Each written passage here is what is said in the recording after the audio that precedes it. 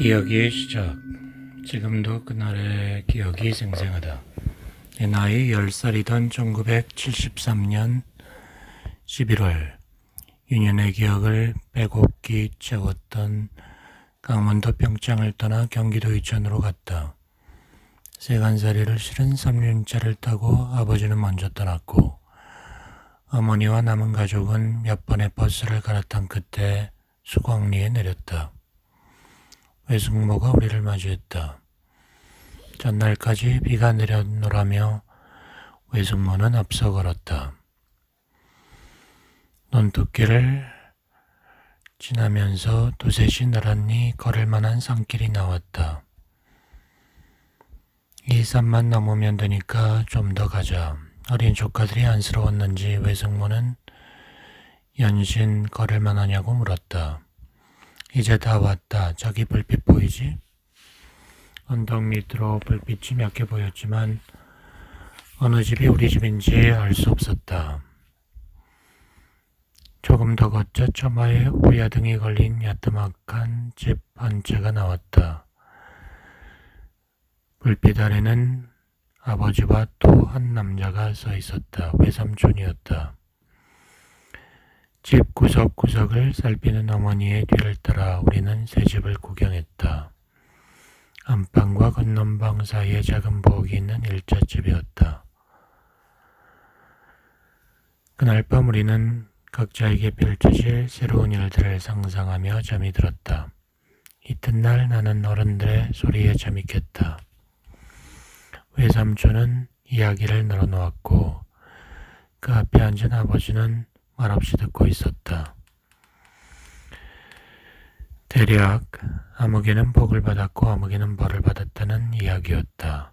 아버지가 말했다. 처남은 아는 게 많네. 어떻게 그리 유식해지는가? 교회를 다니면 됩니다.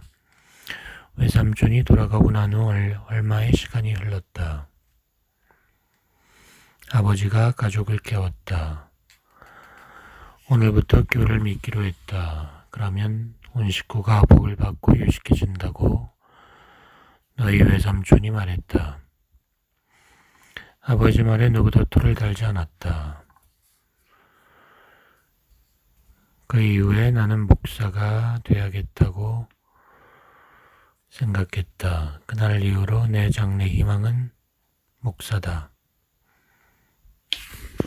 유나는 신학대학교에 들어갔다. 신학대학에서 만난 스승이 누구냐 묻는다면 나는 구약학을 강의했던 민영진 선생을 꼽을 것이다. 그분은 내게 야다라는 말과 예흐예, 아쉐르 예흐예라는 말을 알려주었다. 이브리어 야다는 알다라는 말이다. 동시에 경험하다라는 말이다. 신은 오직 경험을 통해서만 알 수 있는 분이라는 말이다. 에흐예, 아쉐르 에흐예는 신의 자기소개이다. I am that I am. 나는 스스로 있는 자다라는 말이다. 그런데 선생님은 그 해석에 가장 가까운 말이 I will be what I will be라고 알려주었다. 나는 되고자 하는 내가 되어가는 과정이다. 되고자 하는 내가 되어가는 과정, 그것이 바로 나다. 이 해석은 기억의 지도를 완성하는 데 도움을 주었다. 신이 그러하듯 나 또한 그런 존재라는 것이다. 나는 신학대학을 졸업할 때까지 신학 공부는 하지 않고 시창작과 문예 공부에 매달렸다. 문학은 자기 체험을 바탕에 두었기에 신학보다 정직했다. 어느 날 선배로부터 연락을 받았다. 청소년 문화 강좌를 여는데 문학반을 맡아달라는 것이다. 거기서 나는 평생 마음을 나눌 길버트를 만났다. 우리는 문화 강좌가 끝나고 나서도 여러 해 동안 함께 살았다.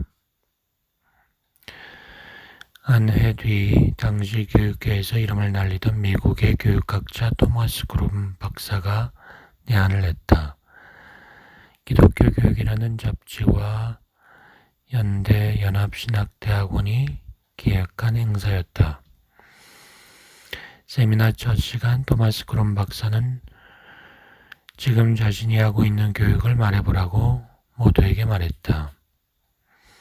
나는 청소년들만 모이는 교회 이야기를 했다. 나는 17시간 동안 비행기를 타고 많은 비용을 들여 이곳까지 왔습니다. 내가 들려주고 싶은 이야기가 있기 때문입니다. 그런데 내가 하려고 준비한 이야기를 바로 저 선생님이 하였습니다. 교육은 저 선생님 말씀처럼 하면 됩니다.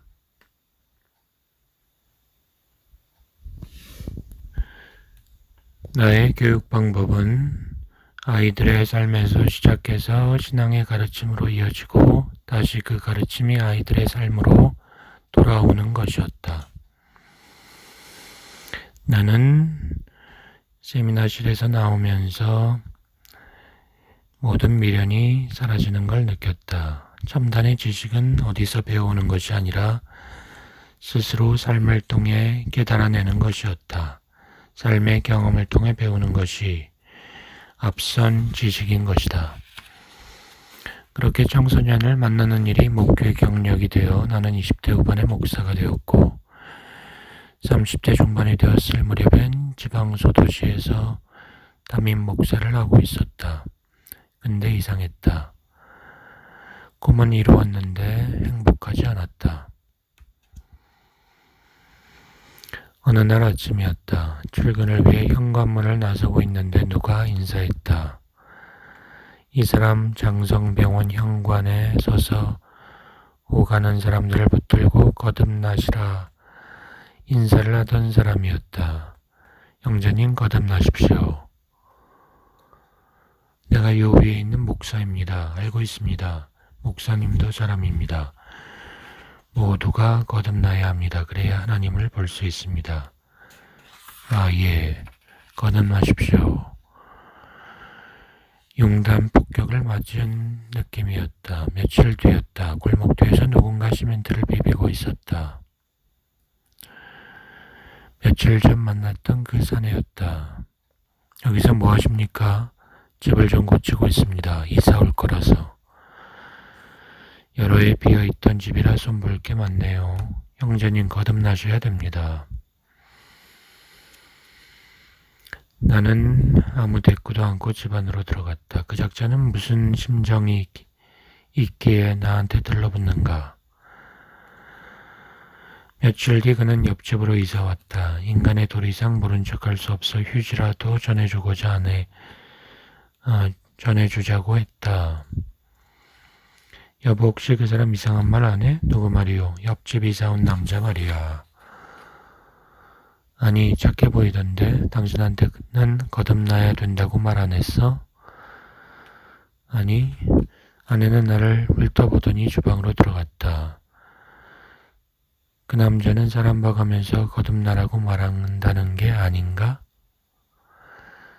그러면 아내는 거듭났고 나는 거듭나지 못했다는 거야? 무슨 기준으로 그걸 안단 말이야? 이튿날부터 나는 아침 저녁으로 그와 마주쳤다. 그때마다 그는 거듭나시오로 인사말을 대신했다. 속이 부글부글했지만 대응할 방법이 없었다. 일주일 지난 어느 날 교회 관리를 맡은 장로와 의견이 엇갈렸다. 별일 아닌 사소한 것이었다. 그런데 화가 났다.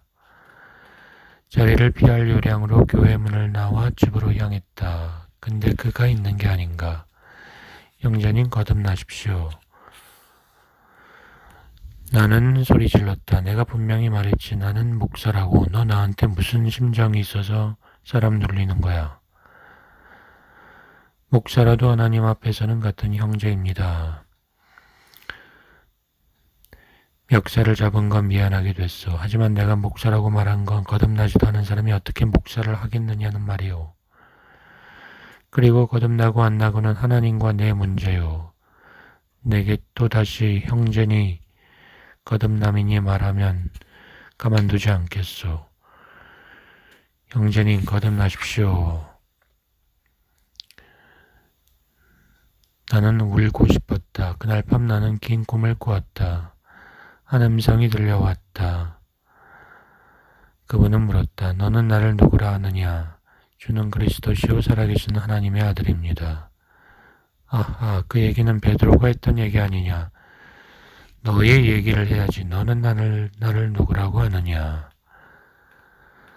나는 드릴 말이 떠오르지 않았다. 네가 정말 거듭났느냐?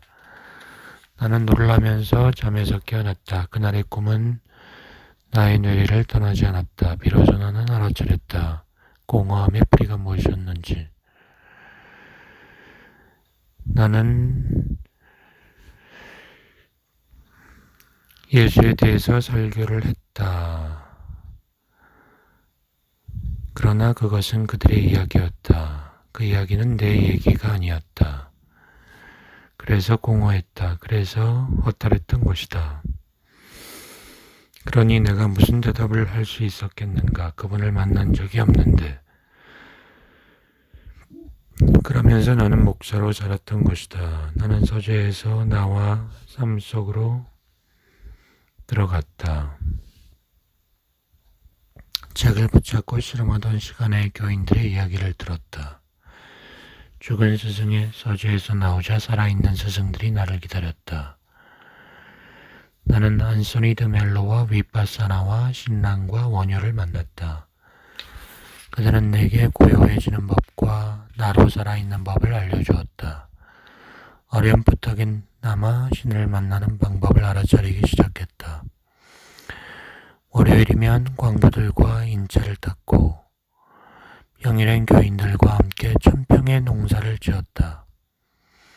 내가 행복해지자 교회도 행복해졌다. 그러던 어느 수요일 저녁 기도회 설교를 시작하려는 순간 교회 문이 열렸다. 대학 교수를 그만두고 변산반도로 내려가 공동체를 시작한 윤고병 선생이었다. 나는 교인들에게 선생을 소개하고 강단 위로 오르시라고 했다. 선생이 불자라는 걸 모르는 바 아니었지만 한 말씀 청했다. 선생님은 십자가를 향해 합장을 했다. 가슴이 철렁했다. 그가 단상에 올라가 말했다. 나는 김 목사님께 교인 대부분이 광부이거나 광부였던 분이라 들었습니다. 모두 초췌한 표정이라고 생각했는데 여러분 표정을 보니 화난 게 마치 부처님의 얼굴을 뵙는 것 같습니다. 아멘. 머리에 먹물뿐인 제가 부처님들 앞에서 뭔 말씀을 더 올리겠습니까? 내려가겠습니다.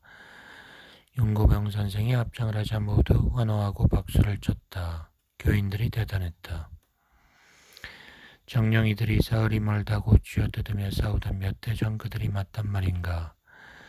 이런 사람들이 내 목회지의 교인이라는 것이 뿌듯했다.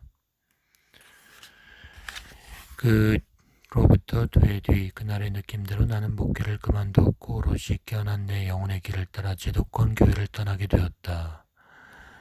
오, 고마운 교회여. 그날은 종교인으로서의 내 삶이 끝나는 날이기도 했다. 1999년 8월 23일의 일이다. 나는 월세 30만 원을 내는 구로구 항동의 단독주택으로 이사했다. 디아스포라라는 이름으로 명상 모임을 시작했다. 익숙한 것이 기독교 언어였기에 기독교식 표현을 사용했다. 전국에 12개의 모임이 만들어졌다. 나는 증문즉설과 명상 지도를 했다. 마침 여주 남한강변에 부지 제공하겠다는 사람이 나서서 그곳에 수련원을 건축하고 매주 모임을 했다. 모임을 시작한 지 3년이 되자 모임 규모는 커졌다. 사람들은 조직을 세우자고 했다. 그러나 조직을 세우는 순간 디아스포라 모임은 신흥 종교가 될 것이다. 2002년 신년 모임을 마친 후 나는 고민했다. 기도했다. 답이 왔다. 홀로 걸어라. 네가 가면 길이다. 나는 즉시 모임을 해산했다. 무연고의 땅 3척 골짜기로 거처를 옮겼다. 그곳에서 지낸 지 4개월이 넘어간 8월 31일 서태평양 마리나 제도 해상에서 발생한 태풍이 한반도를 강타했다. 루사였다. 지독한 몸살 노치를 떨던 하늘과 산과 바다가 이제 비로소 태고의 안식으로 들어가는 것 같습니다. 어제 하루 동안 골짜기에 쏟아진 비는 60ml를 넘겼습니다. 시뻘건 황토물은 앞마당으로 범람했습니다. 썸처럼 물이 떠있던 건물은 휴지 조각처럼 주저앉았습니다. 제 머릿속에는 엔도 슈샤코의 깊은 강이 지나갔습니다. 그렇습니다. 저 거대한 흐름은 신의 품이었습니다. 그것을 아는 순간 저는 잃어버릴 것이 없음을 확연하게 느꼈습니다. 말할 수 없는 희열이 번져나왔습니다. 이렇게 하느님은 그분의 계획을 진행하는 것 같습니다. 골짜기로 올라가는 도로는 유실되었지만 길이 열리는 대로 골짜기 위쪽에다 거처를 마련할 생각입니다. 빈몸이 되어야만 갈 수 있는 길을 그분께서 열어주셨다 믿어집니다. 이제부터 그분의 일이 시작되겠죠.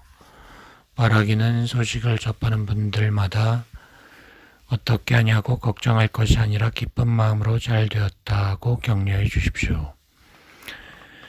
안부를 묻는 전화 때문에 아무것도 할 수 없어 나는 그날의 소감을 글로 담아 홈페이지에 올렸다. 이렇게 나는 39년간 쌓아온 인생의 부산물을 정리했다. 이삿짐을 싣고 산으로 들어올 때 나는 보이지 않는 꼼수를 부렸다. 나는 산속으로 들어가서 그동안 준비했던 책도 출판하고 어린이 캠프를 열려고 했다. 그러면 밥이야 먹고 살 수 있지 않겠냐고 그 많은 살림살이를 매달고 왔던 것이다. 그런데 신은 그 대책들을 부셔버렸다. 나는 물살이 잦아든 겨울가에서 신 앞에 항복을 선언했다. 다시는 나를 위해 대책을 세우지 않겠습니다. 이제부터 먹이시면 먹고 굶기시면 굶을 것이며 가라면 가고 오라면 오겠습니다. 마을이 끝나는 곳에서 좀 더 들어간 산속에 폐 농가가 앉혀 있었다. 나는 임대를 요청했다. 빌려만 주신다면 제 손으로 수리해 보겠습니다. 집주인은 미덥지 않다는 표정이었다. 이튿날부터 나는 집수리를 시작했다. 국가에서 지급된 고금 200만 원으로 자재를 구입하니 이웃교회 전도사와 청년 하나가 돕겠다고 나섰다. 한 달 남짓 집을 손보자 공간이 생겼다. 자고 일어나면 물을 깃고 연탄을 날랐다. 어느 날 아침 가지가 휘도록 공시가 매달린 감나무 아래 걸음이 멈춰졌다. 나는 이 세상에서 가장 넓은 정원을 가진 사람이다. 아무것도 소유하지 않으니 모두 내 것이 되는구나. 고마운 인생살이여. 2003년 봄부터 나는 하천복구 공사 현장에서 돌 쌓는 일을 배웠다. 힘들었지만 그보다 힘든 건 목사로 살았던 세월의 습관들이었다. 나는 다시 배우는 마음으로 석축 쌓는 법을 배웠다. 아니, 몸으로 사는 법을 배웠다. 그러자 내 안에서 변화가 시작되었다. 세상에 겁나는 게 없어진 것이다. 하고 싶은 게 있으면 하면 되고 필요한 게 있으면 만들면 됐다. 몸으로 사는 일이 신의 창조에 동참하는 거룩한 행위라는 게 깨달아졌다. 다음에 나는 통나무집 짓는 일을 배웠다. 물론 내가 세운 계획은 아니었다. 통나무 건축을 배우러 찾아간 곳은 횡성 어느 골짜기에 자리한 통나무 학교였다. 거기서 나는 구도자 김병천 선생을 만났다. 나는 그를 통하여 엔진톱이라 이름 붙여진 명상의 도구를 만났다. 통나무 가공을 위해 엔진톱 RPM을 높이면 나는 고요해졌고 그 고요함의 끝에서 합장하고 명상을 끝내면 마술처럼 집 한 채가 생겨났다. 누군가 네 어머니가 누구냐 묻는다면 나는 세 분의 어머니 이름을 말할 것이다. 첫 번째 어머니 박귀용, 두 번째 어머니 위대한 스승 예수를 만나게 해준 감리교회, 세 번째 어머니는 몸으로 사는 법을 알려주신 한국통나무학교라고. 고마운 인연들이었다. 나는 10여 년 동안 16채의 통나무집을 지었다. 집을 짓는 일은 공간을 창조하는 일이다. 나는 지금까지 집을 짓는 일보다 더 강렬한 신체험의 기도 방법을 만나보지 못했다. 2008년 9월 1일 내가 온몸으로 즐기던 창조의 놀이터에다 산무곡 자연예술학교라는 간판을 걸었다. 이 또한 내 의도와는 무관했다. 나는 늘 산무곡의 스승은 따로 계시고 나는 그분의 학생일 뿐이라고 말했다. 이 고백은 산무곡이라 이름 붙여진 교육이 이어져오는 동안 내 고도행의 궁극이었고 진실이었다. 그렇게 10여 년을 살아오던 날 뇌출혈 사건이 벌어졌다. 출혈 과정에서 생긴 뇌 손상으로 내게는 두 가지 증상이 나타났다. 하나는 몸 왼쪽편으로 나타난 마비 증상, 또 하나는 일부분의 기억이 지워진 것이다. 잡다한 지식과 정보들이 지워지면서 함께 지워진 기억들이 있다. 사랑을 바탕에 두지 않고 만났던 거래관계로 얽힌 사람들의 이름과 맛에 대한 기억이 그것이다. 뇌 손상이 오자 제일 먼저 찾아온 손님은 분노 조절 장애였다. 쉽게 흥분하고 화내고 단정적으로 말하는 편향이 나타났다. 이러한 나의 증상을 알아차리지 못할 때 아이들이 내게 말했다. 형곡의 특강을 듣다 보면 우리가 야단 맞고 있는 것 같아요. 아차 하는 순간 떠오르는 사람이 아버지였다. 아버지는 오토바이 사고로 머리를 다쳤다. 그러다 깨어났다. 그때부터 아버지는 간질 발작을 했다. 버럭버럭 화를 냈고 물건을 집어던졌다. 내가 뇌출혈을 겪고서야 비로소 아버지가 왜 그랬는지 이해가 되었다. 섭섭했을 것이다. 20년 전에 돌아가신 아버지와 화해했다. 분노 조절 장애와 함께 찾아온 것은 공황 장애였다. 사람들을 믿을 수가 없었다. 짧은 경험이었지만 내 의식이 버리는 수많은 증상을 한순간도 놓치지 않으려고 한밤중에도 나는 마당을 어정거렸다. 언젠가부터 눈앞에는 퍼즐 흔적이 새겨진 돗판 하나가 나타났다. 퍼즐 조각에는 우리가 일상에서 사용하는 말들이 적혀 있었다. 어느 날 뇌출혈이 일어났다. 두통과 구역질이 끊이지 않았다. MRI와 CT를 찍는 동안에도 돗판이 나타났다. 입원실로 올라갔다. 눈앞에 신기한 일들이 펼쳐진 것은 그때이다. 허공을 떠돌던 퍼즐 조각들이 제자리를 찾아가기 시작한 것이다. 퍼즐들의 비행은 하루도 쉬지 않고 계속되었다. 그렇게 보름쯤 지나자 그림의 윤곽이 드러났다. 이 그림은 나도 모르게 흘러나온 말이 이어지기 전에 바닥에 누워있던 남은 퍼즐 조각들이 일시에 일어났다. 그리고 돗판을 향해 몰려갔다. 커다란 돗판이 그림으로 완성되었다. 나는 수많은 단어가 적혀있는 그림을 응시했다. 갑자기 단어 3개가 돌출되었다. 몸, 의식, 영혼. 단어와 단어 사이에 실선이 그어졌다. 정확히 삼각형 모양이 만들어졌다. 그리고 다시 단어 3개가 반짝거리며 돌출됐다. 감정, 지성. 실선이 그어진 단어 중간이었다. 단어들 사이에 실선이 그어졌다. 삼각형 안에 다시 삼각형이 만들어진 것이다. 그리고 그 중심에 단어 하나가 돌출됐다. I am.